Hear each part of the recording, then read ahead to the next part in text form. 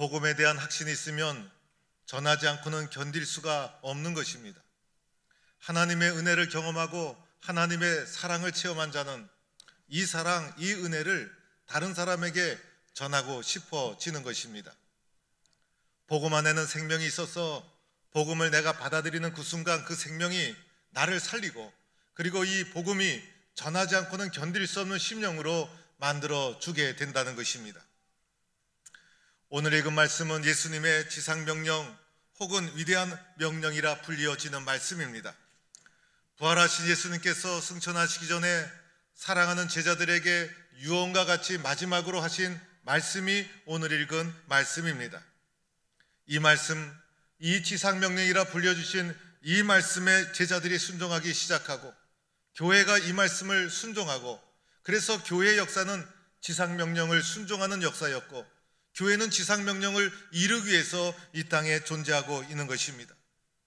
수많은 사람들이 예수님의 지상명령에 사명으로 붙잡고 인생을 걸고 생명을 걸고 때로는 선교사로, 때로는 죽음을 각오하고 때로는 선교지에서 병들어 죽어가면서까지 이 사명을 이루기 위해서 열정을 불태우고 인생을 바친 수많은 믿음의 선배들이 있었던 것입니다. 오늘 19절 말씀, 예수님의 지상명령은 이렇게 시작합니다. 그러므로라는 말씀으로 시작을 하고 있습니다. 그러므로라는 것은 이제부터 마지막 결론을 내리겠다는 것입니다. 특별히 오늘 말씀은 마태복음 28장 19절, 마태복음의 가장 마지막 부분에 있어서 앞에 있는 부분의 결론이라는 뜻도 있지만은 마태복음 전체의 결론, 예수님의 전체의 일생의 결론이라 할 수가 있다는 것입니다. 그러므로 너희는 이라고 말씀합니다. 너희는 바로 예수님의 말씀을 지금 듣고 있는 12제자를 가르친다고 할 수가 있습니다. 이 12제자는 3년 동안 예수님을 따라다니고 훈련을 받고 부활하신 예수님을 체험하고 이제 승천하시는 예수님 앞에서 이 말씀을 듣게 되는 것입니다. 그러면서 동시에 제자들만을 가르치는 것이 아니라 오늘도 제자의 심령을 가지고 이 말씀을 읽고 이 말씀을 듣는 우리 모두에게도 해당되는 말씀이라 할 수가 있습니다. 그러므로 너희는 가라고 말씀합니다. 예수 믿는 사람은 먼저 가야 합니다. 능동적으로 움직이고 적극적으로 움직여야 합니다. 무엇인가 누가 나를 찾아오기를 소극적으로 기다려서는 안 되는 것입니다. 너희는 먼저 가라는 것입니다. 먼저 말을 걸고 먼저 찾아가고 먼저 섬기고 먼저 사랑을 베풀고, 그래서 능동적으로 예수 믿는 사람은 먼저 움직여야 된다는 것입니다. 너희는 가서 모든 민족을, 이 모든 민족은 우리가 가는 대상을 가리키고 있는 것이죠. 복음을 전하는 대상을 말하고 있는 거예요. 예수님은 차별하지 않죠. 복음은 그 어떤 사람도 차별하지 않는 것입니다. 지역과 인종과 관계가 없어요. 나이와도 관계가 없어요. 사회적 지위와도 관계가 없어요. 세상의 모든 민족, 모든 사람은 예수 그리스도를 만나야 되는 것입니다. 그래서 모든 사람이 복음을 들어야 되고 모든 사람에게 나가야 된다는 것입니다. 모든 사람을 어떻게 하라고 합니까? 제자로 삼아, 모든 사람을 제자로 삼아, 이렇게 말씀합니다. 여러분, 이것은 위대한 명령의 목적이 되는 것입니다. 오늘 말씀 19절 20절에서 가장 중요한 핵심 기절이 제자로 삼아입니다. 예수님의 지상 명령의 강조점, 제자로 삼아에 있습니다. 제자로 삼아가 오늘 말씀의 핵심입니다. 예수님 명령 19절 20절에 나와 있는 이 명령을 한마디로 줄이면 제자를 삼아, 이것이 지상 명령의 핵심이 됩니다. 예수님의 제자들을 가라 한 것, 왜 가라 했습니까? 다른 민족을 제자 삼으라는 것입니다. 이어지는 말씀에 보면 세례를 베풀라, 말씀을 가르쳐 지키게 하라. 왜 그러합니까? 제자를 삼는 방법을 말해주고 있는 거예요. 그래서 그 모든 것은 수단과 방법이에요. 목적은 제자 삼는 거예요. 그래서 가장 핵심은 제자 삼는 것. 그래서 예수님의 위대한 명령에서 제자 삼아, 이것이 빠져버리면 내용이 없어지고 마는 것이에요. 가는 이유도 모르고 가르치는 목적도 모르게 되어 있는 거예요. 그래서 오늘 말씀의 가장 핵심은 제자 삼으라. 예수님이 승천하시면서 제자들에게 아주 중요한 지상명령, 핵심 말씀이 제자를 삼으라. 제자를 삼으라. 이것이 오늘 말씀의 핵심이라 할 수가 있는 거예요. 예수님의 일생의 결론을 한마디로 요약하면 너희는 제자 삼으라. 그래서 오늘 말씀 제자 삼으라. 이것이 오늘 말씀의 가장 중요한 핵심이다 하는 것이에요. 여러분, 제자란 무엇입니까? 여러분은 제자가 무엇인지 다 알고 있죠? 제자라는 것을 기독교적으로 설명해 보면 예수님의 가르침을 받아들이고 그 뒤를 따라가는 자를 제자라고 할 수 있는 거예요. 예수님의 가르침을 받아들이는 자, 그리고 예수님을 본받기를 원하고 예수님을 따르는 자, 제자라고 표현할 수 있다는 것이에요. 여러분, 이 자리에 나온 이유가 뭐죠? 예수님을 믿기 때문에. 여러분이 이 자리에서 말씀을 경청하는 이유가 뭐죠? 예수님을 본받기 위해서. 그래서 예수님의 가르침을 받아들이고 예수님을 사랑하고 예수님을 믿는다면 여러분은 제자라고 할 수가 있다는 거예요. 12제자만 제자가 아니라는 거예요. 여러분도 제자고 저도 제자가라고 말할 수가 있다는 거예요. 성경에는 제자에 대한 개념이 12제자만 가리키는 용어로 쓰여지기도 했어요. 그래서 제자하면 우리들은 12제자를 가리키는 것으로 이해를 합니다. 베드로와 안드레, 야고보, 요한, 시몬, 바돌로메 등등해서 마지막 가룟유다까지 예수님은 12제자를 부르셔서 그들과 함께 하셨어요. 그래서 제자하면 12제자 이렇게 우리는 생각을 하게 됩니다. 그런데 오늘 말씀해 보니 이렇게 말씀하고 있죠. 모든 민족을 제자로 삼으라. 모든 민족을 제자로 삼으라. 여기서 말하는 제자는 12제자가 아니죠. 이제 복음이 전해져서 모든 민족 가운데 예수를 믿게 될 사람, 예수를 믿게 될 그 사람도 제자라고 표현하고 있더라는 거예요. 그래서 성경에는 제자라는 개념을 넓은 선교적인 목적으로 사용하고 있는 것을 보게 됩니다. 실제로 사도행전에 보면 제자의 개념이 넓어지는 것을 보게 됩니다. 제자라는 단어를 12제자에만 국한하지 않았어요. 예수 믿는 사람들 제자다. 그래서 오늘 마태복음에도 제자로 삼으라. 그래서 예수 믿는 모든 사람을 총칭하는 용어로 제자 되었다. 12제자뿐만 아니라 70인 전도자도 제자다. 이렇게 제자라는 용어를 선교적 측면에서 광범위하게 사용하기도 했다는 것입니다. 이런 개념을 오늘 우리에게 적용하면, 선교적 개념으로 적용하면 예수 믿는 나 또한 예수님의 제자라고 할 수 있지 않겠습니까? 여러분은 예수님의 제자입니까? 제자가 아닙니까? 나는 예수님의 제자다. 여러분 예수님을 믿습니까? 믿지 않습니까?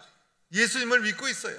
예수님을 믿는다면 여러분 제자입니까? 제자가 아닙니까? 나는 예수님의 제자다. 이렇게 분명한 의식과 고백과 자신감과 확신을 가져야 되는 것이에요. 누가 뭐라 그래도 나는 예수님의 제자다. 나는 예수님의 제자다. 나도 예수님의 제자다. 이런 확신과 믿음을 가져야 된다는 것입니다. 그런데 제자는 어떻게 시작이 될까요? 제자는 어떻게 시작이 될까요?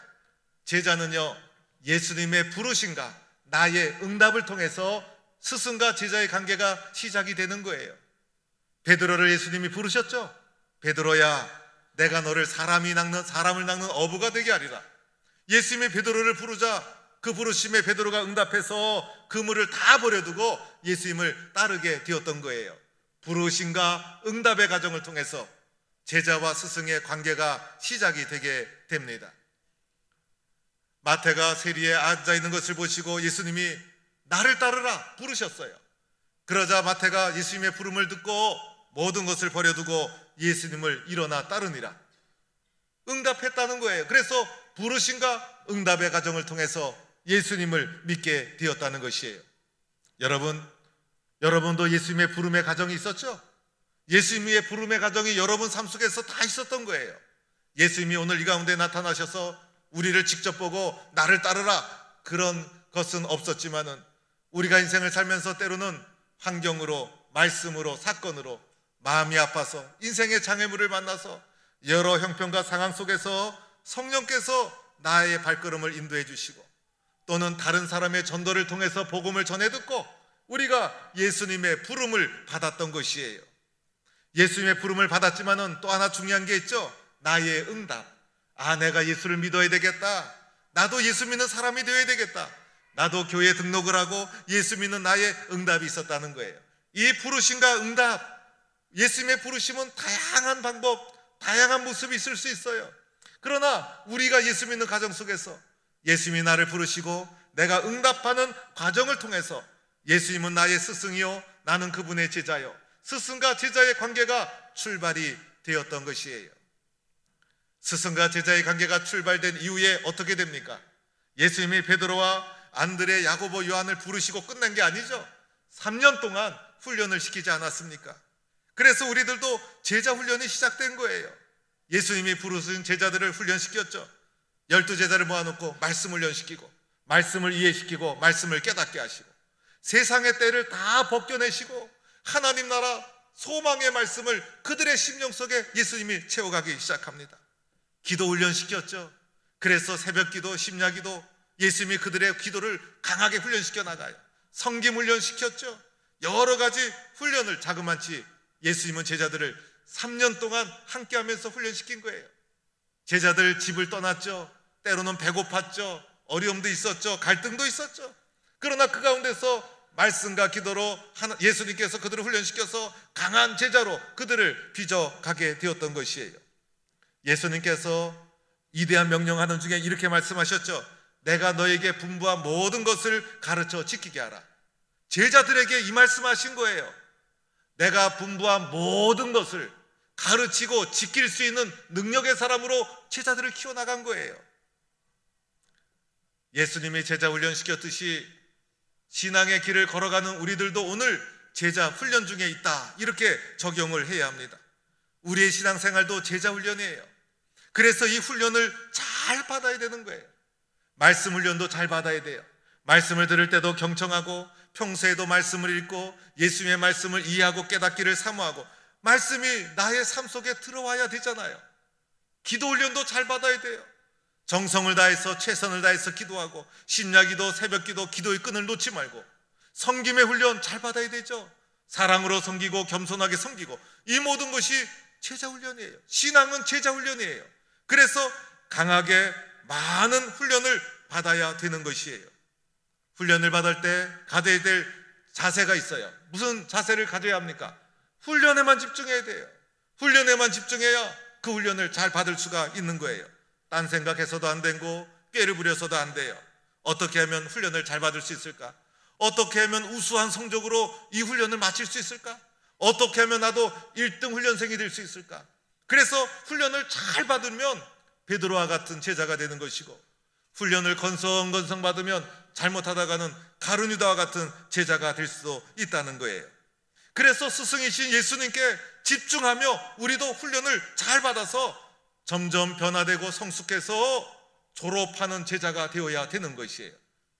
이제 졸업할만 하면 오늘 예수님의 승천하신 모습을 지켜보는 제자들처럼 훈련의 과정을 마치고 부활하신 예수님, 십자가 예수님을 체험해서 이제 성숙한 제자가 되면요, 그 제자의 특징이 몇 가지가 있어요. 첫째는요, 성숙한 제자는 예수님의 계명을 지키게 되어 있어요. 요한복음 14장 15절에 보니까요, 너희가 나를 사랑하면 나의 계명을 지키리라. 예수님을 사랑하고 예수님의 계명을 지키는 자가 제자인 거예요. 그래서 제자 훈련 받고 나면 예수님을 사랑하게 돼요. 사랑하니 계명을 지키고 말씀을 지키게 되는 거예요. 예수님 사랑하고 말씀을 사랑하고 훈련 받을 때는 힘들지만은 훈련을 졸업하고 나니까 말씀 하나하나가 얼마나 귀한지, 예수님의 훈련과 사랑을 생각하니 얼마나 고마운지, 그래서 예수님의 말씀 없이는 살 수 없는 사람이 되고 마는 거예요. 요한복음 8장 32절, 너희가 내 말에 거하면 참으로 내 제자가 되고 진리를 알지니 진리가 너희를 자유케 하리라. 예수의 말씀이 내 안에 거하는 거예요. 그래서 내 안에 거하니 진리를 알고 그 진리가 나를 자유케 하는 거예요. 제자가 아닐 때는 말씀이 힘든 거예요. 그러나 제자가 되고 나니 말씀 없이는 못 살게 되는 거예요. 말씀이 나에게 얼마나 기쁜 자유를 주는지, 그래서 말씀을 사랑하고 말씀을 순종하는 사람으로 바뀌게 되는데, 이것이 바로 제자의 모습이라는 거예요. 두 번째로, 제자는요 많은 열매를 맺게 되어 있어요. 요한복음 15장 8절에 너희가 열매를 많이 맺나니 내 아버지께서 영광을 받으실 것이요 너희는 내 제자가 되리라. 오늘 말씀에 있지 않습니까? 너희가 열매를 많이 맺게 되고 열매를 많이 맺으면 내 제자가 되리라. 열매가 제자를 증거하고 있는 증거가 되는 거예요. 열매를 보고 제자됨을 아는 거예요. 제자라고 하는데 열매가 없으면 제자가 아니에요. 참 제자는 열매를 맺을 수밖에 없다는 거예요. 사과나무에서 사과가 맺히고 복숭아나무에서 복숭아가 맺히잖아요. 참 제자는 자연스럽게 열매를 맺을 수밖에 없다는 거예요. 제자가 맺어야 될 열매 중에 가장 소중한 열매는 영혼 구원의 열매. 열매가 없으면 제자가 아니죠. 제자가 되면 자연히 복음을 전하고 자연히 영혼 구원의 열매를 맺게 되어 있는 거예요. 그래서 제자가 맺어야 될 열매 중에 가장 소중한 열매가 영혼 구원의 열매. 우리 교회가 전도운동하는 것도 열매를 많이 맺을 수 있도록 서로가 독려하는 거예요. 제자의 본질이기 때문에, 주님의 명령이기 때문에 열매를 많이 맺어야 되는 것이에요. 세 번째 특징은요, 제자는 사랑을 실천하게 돼 있어요. 요한복음 13장 34절 새 계명을 너희에게 주노니 서로 사랑하라. 내가 너희를 사랑한 것 같이 너희도 서로 사랑하라. 너희가 서로 사랑하면 이로써 모든 사람이 너희가 내 제자인 줄 알리라. 사랑이 제자의 표예요. 예수 믿는다고 하면 보니까 사랑이 넘쳐. 사랑이 넘치는 걸 보니 제자임이 분명한 거예요. 그런데 예수 믿음에도 불구하고 제자임에도 불구하고 다투고 싸우고 시기하고 질투하면 그것은 제자의 표가 되지 못한다는 거예요. 십자가의 조건 없는 사랑을 경험한 우리들, 서로 사랑하는 것이 제자의 증거요 표가 된다는 것입니다. 사랑하면 얼마나 행복한지 몰라요. 사랑하면 얼마나 기쁜지 몰라요. 사랑을 주면 얼마나 좋은지 몰라요. 예수님의 사랑을 조건 없이 받은 우리들, 우리의 심령 속에 사랑의 샘물이 솟아나서 이 사랑을 표현하고 주게 되면 더 기쁜 사랑이 우리 가운데 채워지게 되는 것이에요. 주님의 사랑을 받고 제자가 되고 나니 교회도 얼마나 사랑스러운지, 성도가 얼마나 사랑스러운지, 만나는 사람마다 얼마나 사랑스러운지, 예수 믿지 않는 영혼도 보면 얼마나 사랑스러운지, 그래서 사랑이 우리 속에서 샘물처럼 솟아나게 되는 것이에요. 의사가 싫어하는 사람이 있대요. 의사가 싫어하는 사람은요, 앓느니 차라리 죽겠다 이렇게 말하는 사람. 치과 의사가 싫어하는 사람이 있대요. 이가 없으면 잇몸으로 살겠다. 그러면 치과 의사가 어떻게 밥 먹고 살겠어요? 산부인과 의사가 싫어하는 사람이 있대요. 무자식이 상팔자다 이런 사람. 한의사가 싫어하는 분도 있대요. 한의사가 싫어하는 분은 밥이 보약이다 이런 사람. 보약을 팔 수가 있어야죠. 변호사가 싫어하는 사람은 법 없이도 사는 사람. 살다 보면 세상에선 싫어하는 사람이 많이 나타나고 생길 수밖에 없어요. 그러나 세상의 그 모든 것을 덮고도 남는 예수님의 절대적인 십자가의 사랑, 그 사랑으로 세상의 모든 것을 이겨나가는 사랑이 샘물처럼 솟아나는 제자의 모습, 이런 아름다운 모습으로 살아가는 성도가 될 수 있기를 축원합니다. 네 번째는요, 제자는요 자기를 부인하고 주님을 따라가게 돼 있어요. 마태복음 16장 24절 누구든지 나를 따라오려거든 자기를 부인하고 자기 십자가를 지고 나를 따를 것이니라. 자기를 부인해요. 나는 아무것도 아닙니다. 내가 한 것이 아닙니다. 세상 사람들은 그렇지가 않아요. 조그마한 것을 하고도 자기를 내세우기에 급급하지만은 그리스도 예수 안에 있는 사람은 내가 가장 많이 봉사했음에도 불구하고 내가 한 것이 아닙니다. 내가 가장 많은 것을 했음에도 불구하고 주님이 하셨습니다. 나는 낮아지고 주님을 높이는 것이 그리스도의 사람이에요. 자기 십자가를 진다. 내가 져야 할 십자가, 복음을 전하기 위해서 내가 져야 할 십자가, 그것을 내 어깨에 짊어지고 주님이 가신 그 길, 겸손의 길, 희생의 길, 십자가의 길, 그 길을 따라가는 것이 제자의 모습이라는 것입니다. 사랑하는 성도 여러분, 주님은요, 제자를 통해서 복음을 전하고 제자를 통해서 세상을 바꾸어 나가고 있는 거예요. 우리는 모두가 주님의 강한 제자가 되어야 합니다. 제자를 통해서 하나님의 역사가 일어나는 거예요. 제자라는 분명한 의식과 사명을 가지고 있어야 세상을 변화시키는 하나님의 사람으로 쓰여질 수가 있는 거예요. 주님은 나를 제자로 삼으셨다. 주님은 나를 제자로 부르셨다. 나는 오늘도 제자 훈련을 강하게 받아야 된다. 제자인 나를 통해서 주님은 오늘도 세상을 구원하고 있다. 제자인 내가 아니면 어떻게 복음이 전해지는가? 제자인 내가 아니면 어떻게 교회가 세워지는가? 제자를 부르시고 제자를 훈련시키시고 제자를 만들어가는 것이 주님의 방법이에요. 오늘도 제자가 되어서 세상을 변화시키고 복음을 전하기 위해서 자신의 인생을 바치고 생명을 바치고 선교사로 출발을 하고 세상에 소망을 두지 않고 복음을 위해서 제자의 삶을 살아가는 수많은 사람들 때문에 영원히 구원받고 하나님의 역사가 확장되고 있다는 거예요. 내가 주님의 제자라면 제자인 나 때문에 제자 되는 사람이 있어야 된다는 거예요.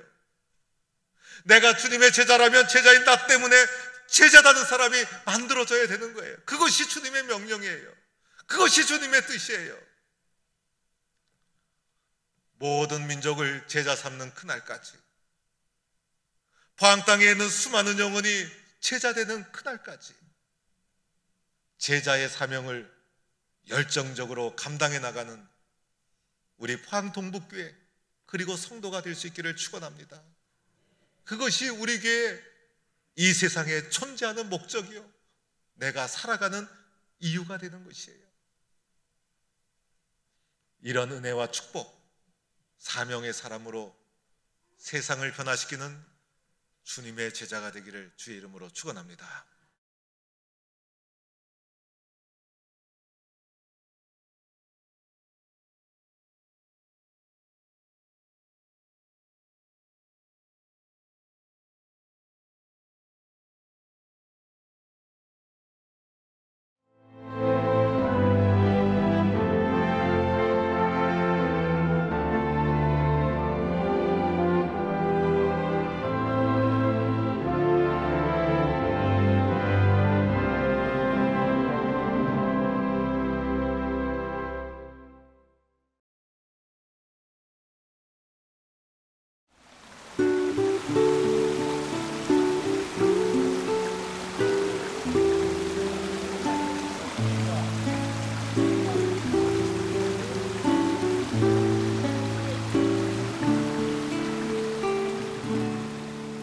평안을 너에게 주노라. 세상이 줄 수 없는, 세상이 알 수도 없는 평안,